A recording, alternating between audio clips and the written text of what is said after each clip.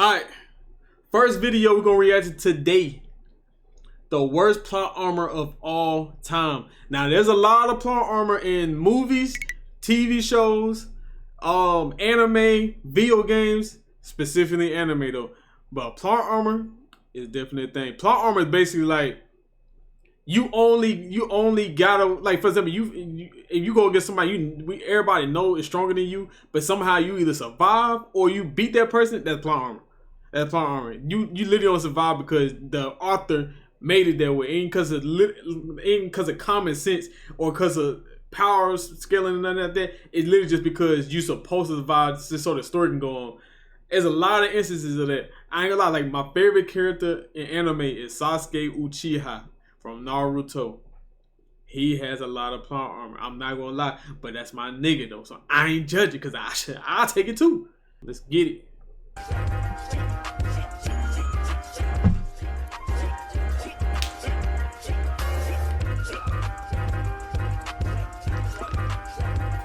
According to Google, plot armor is defined as the phenomena in fiction whereby the main character are to survive dangerous situations because they are needed for the plot to continue. It's common to hear people referring to characters having plot armor when they are able to succeed in certain scenarios that should almost guarantee a failure. So in today's video, I want to talk about some of the more infamous cases of plot armor I could find in fiction, with each case ranging from minor offense to completely asinine. But first, I think we need to understand what can actually be considered plot armor. After all, a singular definition can only do so much. Plot armor can do that in different situations, whether it be a character winning a fight they should have lost or escaping certain death. Shoot, some people see power-ups as a form of plot armor, but something that gets misconstrued is the fact that characters will need at least a little bit of plot armor to... Now, this might be a hot take.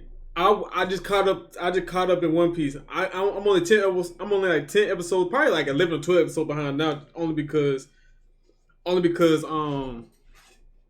I haven't been getting back into her. But last time I checked, I was 10 episodes behind. But Luffy got plot armor. I don't care what nobody say. Luffy got plot armor. Where are all these forms coming from? This Sun God Nico shit. Where is that coming from? That's plot armor, for sure. That's plot armor, for sure.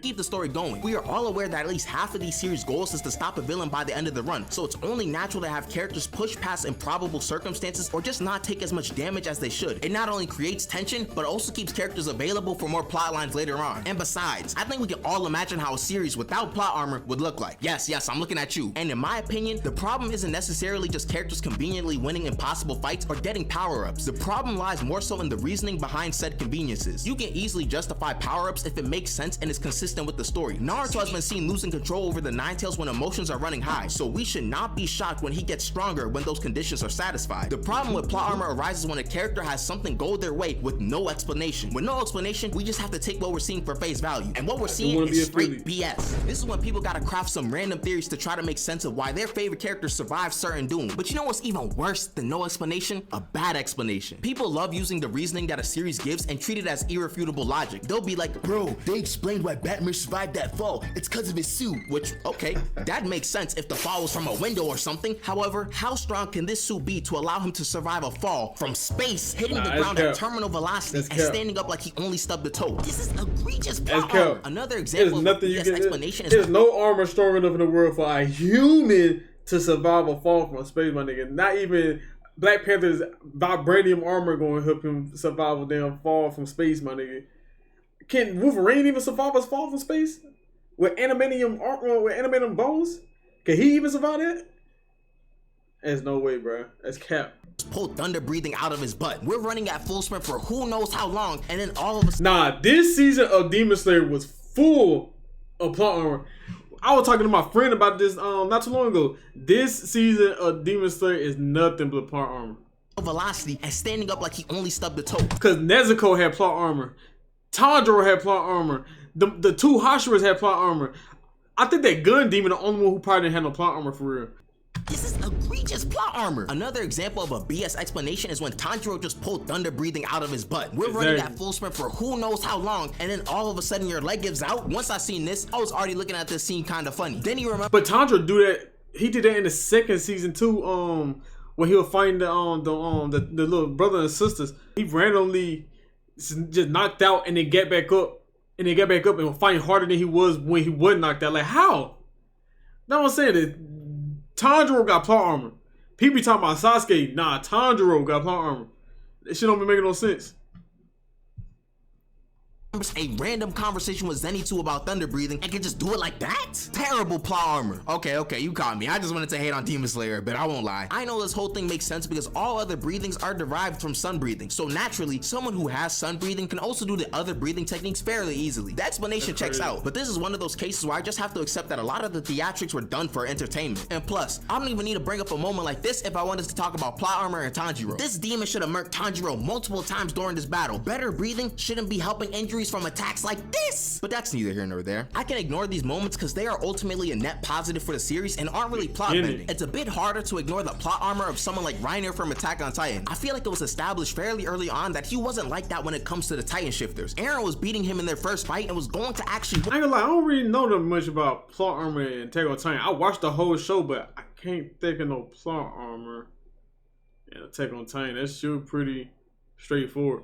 If not for Burrito's interference. Seeing him get dog walked by Eren, who wasn't even that experienced at that point, was enough for me to realize that Reiner was not built for any of these battles for real. And it turned out that those thoughts were not even headcanon. He was dead, not even meant to be on this mission. So anytime I see him have a near-death experience, I just kind of roll my eyes. His existence after the second season is kind of mind-boggling. I know he's a Titan shifter, but seriously, some of these things he's surviving surely bring up at least some questions. Realistically, when Levi caught Reiner and stabbed him twice, he should have been cooked. And we'll ignore the fact that Levi had enough time to stab him twice, but not slice off his head for some reason. We'll ignore that. Not like it would have mattered anyways. One of the places Levi hit was the neck, and Reiner didn't even struggle to transform. This is when we learned that he transferred his brain's consciousness to the rest of his body to transform.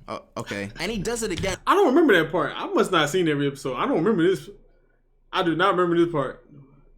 I must not have seen every episode. I don't remember seeing this. And when he's able to regenerate after his head gets blown off. I mean, like, sure, it's explained, and it's not really a bad explanation either, and Loki just feels like we really need Reiner to survive. So let's let him have this one thing so he doesn't get absolutely cooked in these battles. Why put him in that whatever, I can situation get over myself. But this type of stuff happens so often throughout the series for him. People even meme him by calling him the plot armor Titan. It feels like Reiner's whole existence has been him being unable to die. Oh, yeah, that's right. Jaden, that's kind of like one of the main points of his character. Still plot armor, though. Another wild case of plot armor was Luffy versus Crocodile. I feel like this is one of the more blatant examples of a character having plot armor. Luffy was no match for Crocodile. Crocodile was untouchable in this fight, literally. This fight was honestly just a showcase for all of Crocodile's abilities. This was the first fight Luffy straight up lost, and he got stabbed in the torso because of it. And what did we even expect? He fought Crocodile in a freaking desert. This man Luffy was battered, bloodied, and abandoned in a ditch. There was no debating it. Luffy was dead to rights here. But then at Death's doorstep, Robin comes to save him because of plot. Okay, what do you want me to say? We can say that Robin was curious because of his initial D, but at this point in the story, Robin was not a Straw Hat. She had no reason to help Luffy for real. So this just happened to make sure Luffy stayed alive for the rest of the story. But I'm fair, I'll let that one slide because it's the main character. This isn't even the worst piece of plot armor in Alabasta, and I think we all know who I'm referring to. It's our avian friend, Pell. During the final battle of the arc, there was a bomb that was threatening to destroy a large chunk of Alabarna, the capital of Alabasta. Pell grabbed this bomb, carried it into the sky, and sacrificed himself to get the bomb away from everyone. It's very noble to use your own life to save thousands of others. What? Is this a flashback or something? Why is he still alive? Pell should have been in someone's air fryer at this point. The only way the bomb could have had a cleaner hit on him is if he ate the dang thing. Mind you, this bomb was getting hyped up a lot throughout the last parts of the arc, and Pell just comes out of it unscathed, no explanation. I dare one of you guys to give me a good explanation as to why someone could survive this. And I'm gonna tweak out if someone talks about him being a peregrine falcon. And before I get into one of the main perpetrators of having plot armor, if you're enjoying this video so far and you're new, you might as well subscribe. Anyways, let's talk about our favorite hero, Batman. And I've already touched upon him in this video because let's keep it a buck. This whole video could be about Batman and his plot armor. He's the main one guilty of it. First, let's get this out the way. Almost every single fight between him and Superman is already riddled with plot armor for Batman. It makes sense why it happens, but it's still BS. I like their fight in Justice League War because it goes how we expect it to go. Superman is just dog walking him at all points. Nothing Batman has works on him, and any attack he throws at him gets shrugged off. Granted, this is their first encounter in this universe, so Batman doesn't have the dreaded two-word phrase we don't speak of. Nevertheless, any fight between Batman and Superman should go something like this. Batman cannot keep up with super speed as a human. You can't even use the argument of Superman not wanting to hurt Batman because he wasn't even trying to murk him in this fight. He was trying to get info out of him the entire time. I guess we just forget Superman has super speed or something. He doesn't even need to knock out Batman. He can just incapacitate him in the blink of an eye. Kryptonite should barely be a factor too unless Superman gets snuck with it. There's no way a simple rocket power punch is knocking down Superman like this. Batman's plot armor also extends past Superman to other powerful beings as well. Remember that one time Batman one-shot Sinestro with the Batarang? Don't rewind, you heard what I said. Remember that one time Sinestro, one of the strongest members of the Lantern Corps, got knocked out in one hit by a Batarang. What the heck is this thing made of? The most powerful weapon in the universe can be countered by a freaking boomerang. That man did him. What can I say? I ain't gonna lie. Like Marvel and I ain't gonna lie. Over the years, after I watched all the Batman movies, I was like, he him, bro. He him. Like, not the live action Batman movie. I'm talking about the cartoon Batman movies. All the movies, all the cartoon Batman movies. Hey, you gotta glaze a little bit. He deserve it. That nigga him, bro. Batman is that nigga. You gotta get him that plot armor. Fuck it. He's only human. What can you do? See, are even more guilty of plot armor than anime. Like, you'll see a regular person like the Punisher who bleeds the same way as you and me, beating up people like Dr. Doom and Wolverine, cause that makes sense. With that type of plot armor, give me Wolverine. 5 plus and a bunch of weapons and I'll beat the Fantastic Four by myself. Moving back to anime, we have one of the more infamous examples of plot armor, Killer Bee versus Sasuke. Let's get this out the way. Sasuke probably should have lost this fight. This fight was one of the most disrespectful and embarrassing L's for a character I've ever seen. Killer Bee was impaling Sasuke, writing rhymes, and clowning his entire crew. If Karin weren't there to heal him, Sasuke obviously would have been packed up way earlier. Even when Sasuke caught Bee in a genjutsu, Bee just got up and hit Sasuke with a lightning lariat. And saying this attack did major damage is an understatement. Sasuke's neck, organs, and chest were all severely injured. But after getting healed yet again, Sasuke gets up and uses Amaterasu to win the fight. Just like that. Sasuke was dead to rights like 3 times in this fight, but he somehow wins? Nope, nothing suspicious going on over here. Like, this isn't even me trying to call Sasuke weak. There just should have been another way to showcase Killer Bee's strength without Sasuke dapping up the Grim Reaper every 5 minutes. The way it was done originally makes it look like Sasuke has crazy plot armor. Switching up the media again, I want to look at a popular movie series that is riddled with plot armor. It's the Karate Kid series. The Mr. Miyagi meat writer himself, Daniel LaRusso, should have lost like 2 of these finals in these movies. For context, Johnny was the champion for the past 2 years. Then Daniel comes in with a couple weeks of karate experience and wins with the injured leg. Fine, whatever, who cares? It's plot armor for a happy ending. It's something we can all expect at this point. However, that's not the worst. Nah, the worst one is when he go to the actual, like, where he was at, Japan.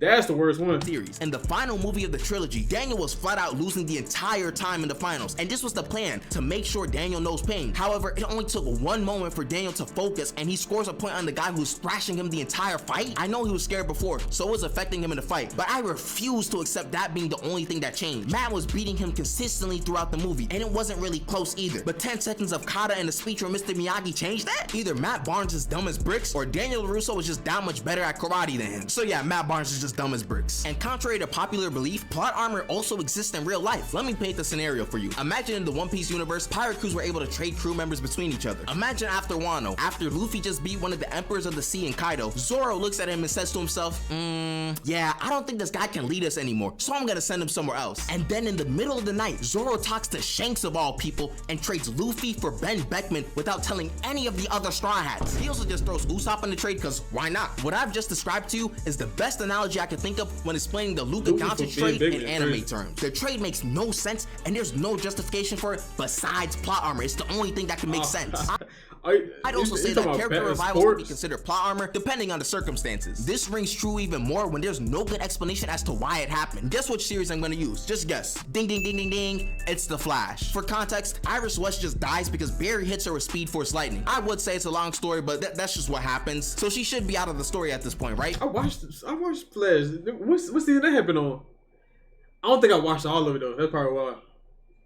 Cause after a while it started getting a little like when he had the like the little when his daughter, he had a daughter on it and then a son, it was already grown. I was like, I don't know about this. And then she got a flash power too. I'm like, what the fuck going on? Apparently, she's one of the ones who can just choose not to be dead anymore. That's the only explanation to give you. That's it. Since she's not supposed to be dead, she can just be like, no, and come back to life.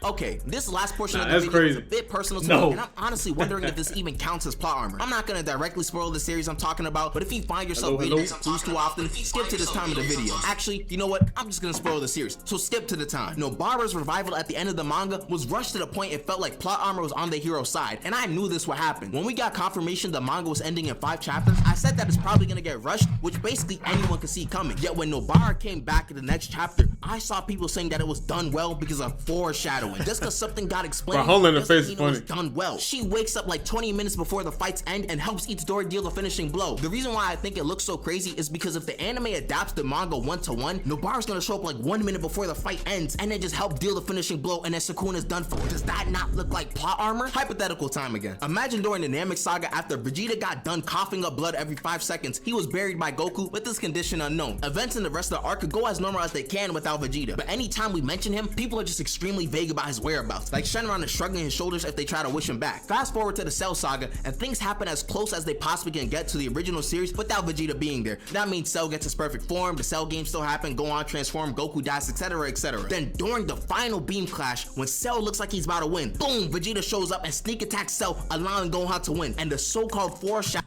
Is Cell having like regeneration? Is that plot armor? Cause I feel like in Dragon Ball Z, Frieza was the only true villain. Everybody else was copy and paste after that, but Cell was the only true villain. Everybody else was just evil for the sake of being evil, to be honest. Like, Cell had regeneration, had all the fucking abilities of everybody in the show. That's crazy talk. Boo, just evil as hell, just for no reason, and absorbing niggas and had the abilities of everybody in the show with regeneration, bruh. I don't know, bruh. That's why I be like, Dragon Ball Z is definitely goated, but it's not top 5 to me. Characters being super cryptic about it might be top 5. Would it technically make sense? It's not top 3 though. Would it be done well? No, not at all. You would say that Gohan has plot armor if something like that happened. That's somewhat similar to what happened in JJK. Like, yes, I was happy to see Nobara return, but we gotta be real with ourselves sometimes. It being done like this makes it seem like plot armor. I'm low-key realizing I just took this opportunity to rant about the JJK manga, but I think it's well warranted. Hope you guys enjoyed the video, and special thanks to making it this far. Let me know if y'all want a part 2 to this video, because I'm pretty sure he could do a part 2 to this. I can make a part 2 to this if he don't make it, because that's easy. There's so much plot armor in this damn world, or in damn anime, superheroes, anything. There's so much plot armor, bro. That's an easy video. He can keep it coming. Keep it coming. Yeah, I didn't turn the AC on, but the young nigga still too high. I told her what the fuck we on, but I still think they missed the plot. Know my ex is mad, yeah, cause they missed they shot. We didn't got a bag, yeah, now let's go shop. Now